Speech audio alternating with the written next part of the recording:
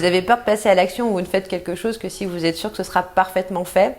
C'est peut-être ce qu'on appelle du perfectionnisme. Alors voici comment repérer le perfectionnisme et voici comment mieux le gérer. Le perfectionnisme peut avoir différents aspects et peut se manifester dans certains domaines et pas dans d'autres. En gros, comment le repérer? C'est surtout qu'il va se caractériser par des pensées très manichéennes. Par exemple, si j'ai fait une présentation orale, ce que je peux me dire si je suis perfectionniste, c'est « Ah là là, ma présentation orale était complètement nulle, j'ai complètement raté mon oral ». Vous voyez que c'est une pensée qui est totalement manichéenne et qui en plus va générer du stress et va certainement m'empêcher de refaire une présentation orale la prochaine fois ou va beaucoup plus me stresser. Donc la première astuce pour gérer le perfectionnisme, c'est d'apprendre à développer des pensées plus nuancées dans sa tête.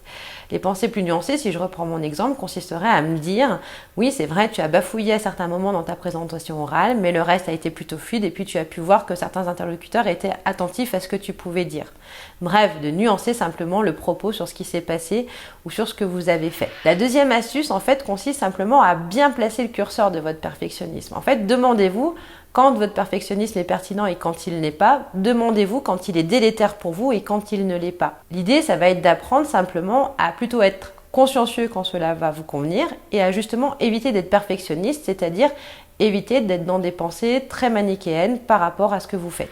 Enfin, ayez en tête que le perfectionniste s'ignore. En général, un perfectionniste va toujours partir du principe que s'il est arrivé à faire telle ou telle chose, c'est que tout le monde peut y arriver et que donc ce qu'il a fait n'a pas de grande valeur.